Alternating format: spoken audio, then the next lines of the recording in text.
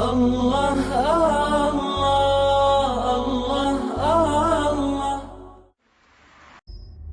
رمضان مبارک کی بے قدری کی بھی کچھ صورتیں ہیں.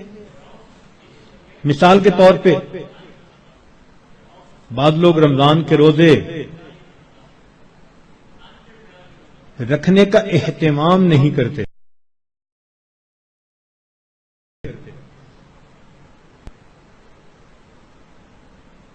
یہ رمضان کی بے قدری ہے. اور کئی مرتبہ سحری کھا کے سو جاتے ہیں کہ میں تھوڑی دیر ذرا آرام کر لوں, اٹھ کے فجر پڑھوں گا, اور شیطان کو نماز قضا کروانے کا موقع مل جاتا ہے. یہ رمضان مبارک کی بے قدری ہے. اسی طرح افطاری کے انتظار میں باجماعت نماز چھوڑ بیٹھتے ہیں. یہ بھی رمضان مبارک کی بے قدری ہوئی. بعض لوگ رمضان المبارک میں خبروں کے نام پر ٹی وی دیکھتے ہیں, غیر محرم عورتوں پر نظر پڑتی ہے. بازار سے گزرتے ہوئے اپنی نگاہ کا احتیاط نہیں کرتے.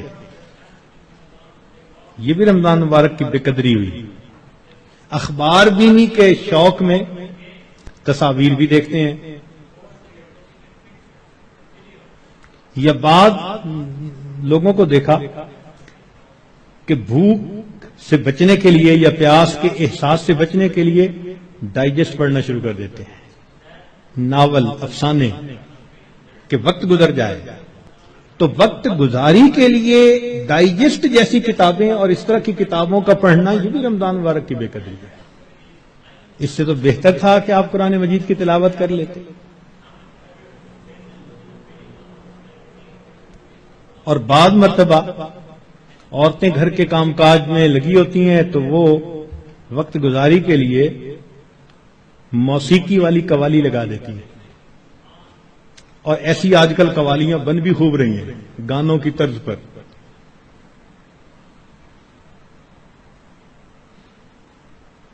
بھئی کوئی بیت الخلاء کے طرز پر مسجد بنا دے تو آپ کو خوشی ہوگی, دیکھ کے غصہ آئے گا نا. تو اگر کوئی نعت بنانی تھی تو ضروری ہے کہ گانے کی طرز پر بنانی ہوتی ہے. خدا کے بندو, تو اس قسم کی قوالیاں جن میں ساز ہو, موسیقی ہو, وہ حرام ہوتی ہیں. نبی علیہ السلام نے ارشاد فرمایا, میں آلات موسیقی کو توڑنے کے لیے مبعوث ہوا ہوں, اس لیے اس سے 100% پرہیز کرنا چاہیے.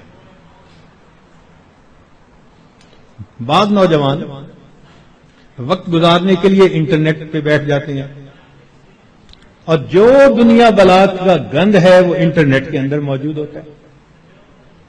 یہ بھی رمضان مبارک کی بے قدری ہوئی. اور بعض اپنے دوستوں سے میسیجز کا سلسلہ شروع کر دیتے ہیں. یہ بھی رمضان مبارک کی بے قدری. اور اس سے بڑھ کر اور گناہ یہ کہ سیل فون کے اوپر غیر محرم سے باتیں کرتے ہیں یا اس کو میسج بھیجتے ہیں. یہ بھی رمضان کی بے قدری ہے. اور یہ بھی رمضان کی بے قدری ہے کہ انسان غیر محرم کو کہے کہ میں اب رمضان میں میسج نہیں بھیجوں گا, اس کے بعد بھیجوں گا. تو اس کا مطلب یہ ہوا کہ اس نے اللہ کے حکم کی تعظیم نہیں کی.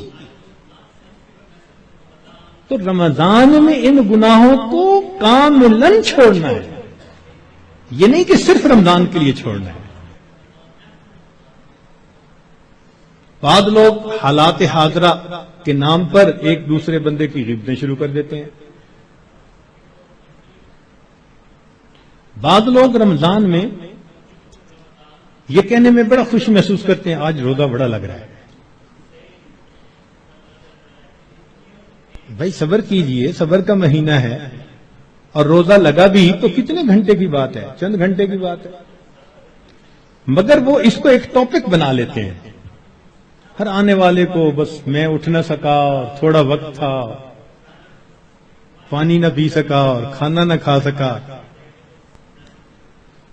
ایسے لگتا ہے جیسے روزے کا ماتم کر رہے ہو بیٹھے ہوئے. یہ بھی رمضان کی بے قدری ہے. رمضان مبارک میں جو آدمی اللہ رب العزت کے قرب کے لیے کوششیں کرے گا، یقیناً اللہ رب العزت اس کے گناہوں کو معاف فرمائیں گے اور اسے اپنا قرب عطا فرمائیں گے۔ لا الہ الا اللہ، لا الہ الا اللہ، لا الہ الا اللہ، لا الہ الا اللہ، لا الہ الا اللہ۔